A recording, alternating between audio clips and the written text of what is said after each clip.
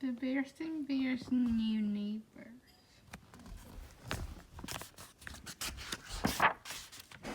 Uh-oh, some nearby neighbors moved away. Now who's coming here to stay? I wonder how long it will be empty, said Sister Bear. She was talking about the house across the road. The family that had lived there had moved to Big Bear City. Now the house was empty and had a for sale sign on it.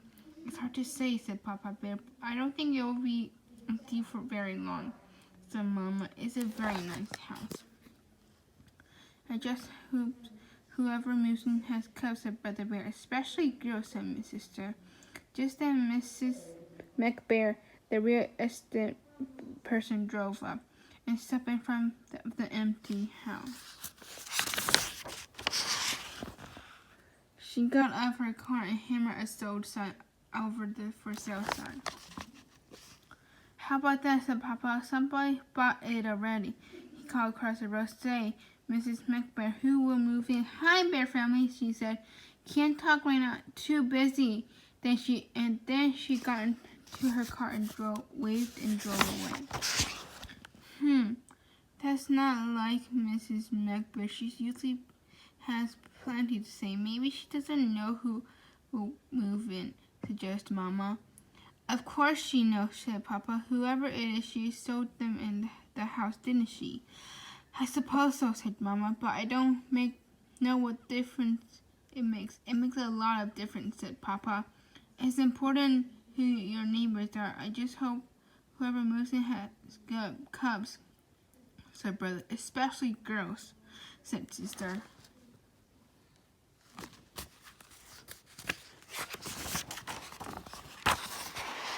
Over the next few days, the bear went about their business. Papa worked in his wood shop. Mama had a lot of tulips built she wanted to put in. Brother and sister went to school in the morning and came home in the afternoon.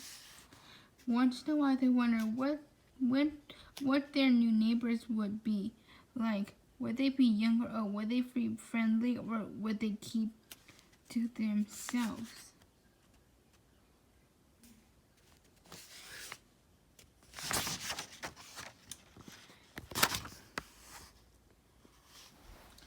Hey, said Brother early one morning. Our new neighbors are moving in, and they do have cubs. Sister ran to the window. Any girls? She said. Yep, said Brother. 2 girls and 1 boy. And look, the boy is into sports. At least he's kicking the soccer ball around. Come on, sis, let's go over and play. Now, hold on, please, said Mama, who had joined the cubs at the window. But Mama, said Sister, it's Saturday. We don't have to go to school. We're gotta give them a chance to get moved in, Mama said. They do look like a lovely family. We'll go over it later and welcome them. Said Papa, looking out of the window. Now who do you suppose they are? He added in a grumpy tone of voice. And what do you suppose they're doing? Well, said Mama, I suppose they're the panda family, because that's what they just painted on their mailbox. As for what they're doing, I suppose they're doing the same thing we are, living here. What's the matter, Papa? Asked Sister. Don't you like them? That's not it, he said. It's just that they're different, that's all. Well, different or not, said Mama, as they sat down for breakfast, they're our new neighbors. And later today, we are going to welcome them with a jar of our special honey.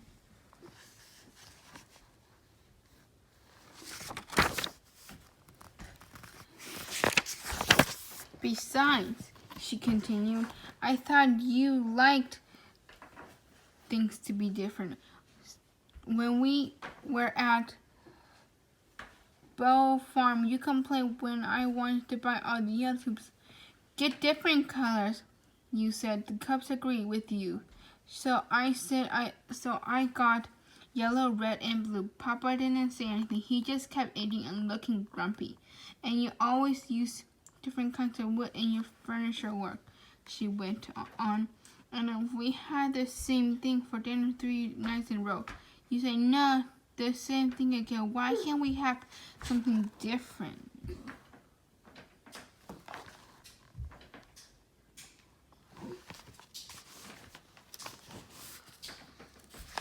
What's happening? Why does it keep getting off? That's because there's many lights. That's different, grumbled Papa, as he left the breakfast table. Just look at that, would you? He said, looking out the window. Before you start giving all of our special honey, I think you should have a look at what our new neighbors are doing. They've hardly even moved in, and they're building a fence, a spirit fence. What's a spirit fence? Asked Papa. Asked Sister. Mama looked out the window and saw that those pandas did seem to put up some sort of fence. Though it didn't look like any fence she ever seen. It looked more like a row of sticks.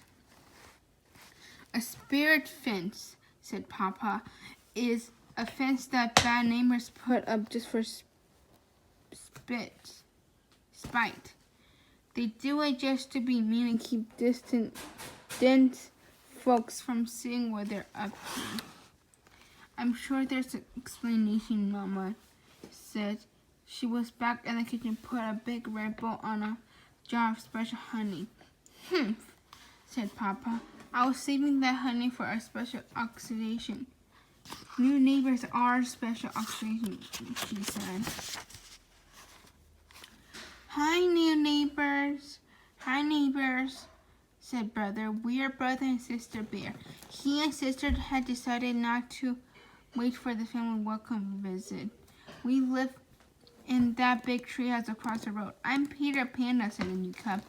These are my sister Pom and Patty. The new cubs were very friendly, and pretty soon one and all were busy talking about the things cubs talk about.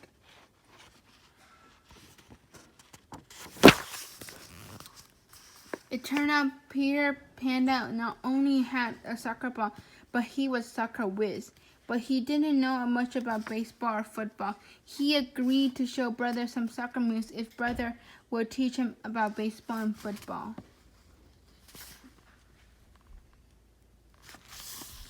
Sister Pom and Patty were already working up a sweat jumping rope.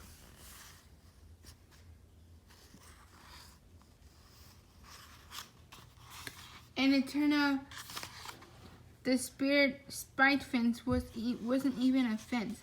It was a row of bamboo. It's our favorite food, explained Peter. Mom is a great bamboo cook.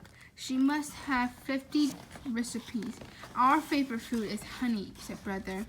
We're going to bring you a jar of it later. That afternoon, the whole bear family came over to welcome their new neighbors with a jar of special honey. The bears and the panda had a very pleasant visit. Even Papa had a good time. He found Mr. Panda, who had traveled all over the world, to be a very interesting fellow, and he especially enjoyed the chilled bamboo juice that Mr. Panda served. Mama arranged a neighborhood welcome at the community center for the next weekend. It was a covered dish supper, and Mrs. Panda's barbecue bamboo shoots were the hit of the evening. The end.